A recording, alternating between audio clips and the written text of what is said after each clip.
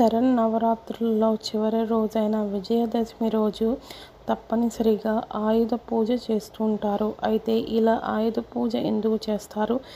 దీని వెనుక పురాణ గాథ ఏమైనా ఉన్నాయా అనేది ఇప్పుడు తెలుసుకుందాం.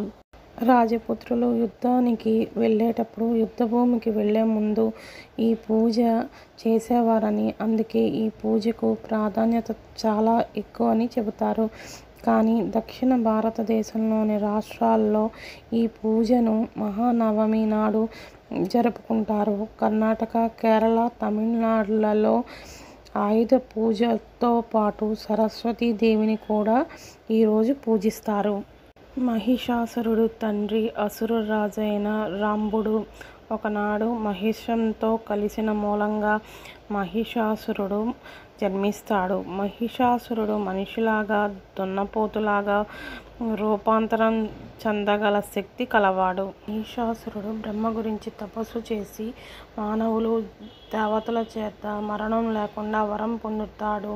అనంతరం స్వర్గలోకం మీద, భూలోకం మీద దండయాత్ర చేసి దేవతలందరినీ తరిమి కొడతాడు. బ్రహ్మ శాపానికి తరుణోపాయంగా దేవతలందరూ వారి శక్తులన్నిటినీ క్రోడీంచి సుందరమైన నవయవ్వనమైన యువతిని సమస్త శక్తివంతురాలుగా సృష్టిస్తారు. అలాంటి దుర్గాదేవి మహిషాసురుణ్ణి ఎదిరించి 9 రోజులు తీవ్రంగా పోరాడుతుంది.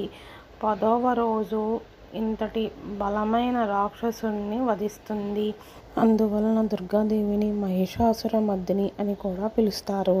పురాణాల ప్రకారం మహిషాసురుణ్ణి చంపడానికి దుర్గామాత తన 10 చేతులలో ఆయుధాలను ఉపయోగించింది. దేవతలు ఆమెకు సమర్పించిన ఆయుధాలు ఇవి. అందుకే 9 రోజుల నిరంతర యుద్ధం తర్వాత తల్లి మహిషాసురుని చంపినప్పుడు ఆ ఆయుధాలను దేవతలందరికీ తిరిగి ఇచ్చే ముందు ఆమె వాటిని పూజించింది. ఇది ఆయుధాలను గౌరవించే ఉద్దేశంతో జరిగింది మరియు అప్పటి నుంచి ఇది ఒక సాంప్రదాయంగా మారింది.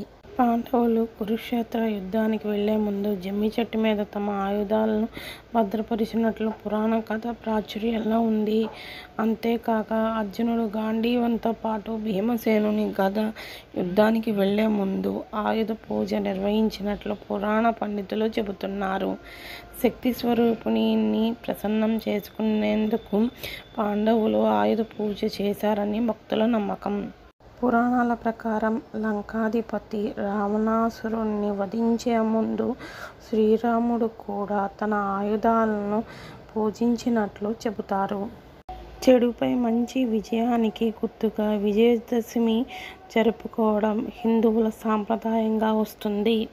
ఈ వీడియో కనుక మీకు నచ్చినట్లయితే లైక్ చేయండి, షేర్ చేయండి, కామెంట్ చేయండి అండ్ సబ్స్క్రైబ్ చేసుకోండి.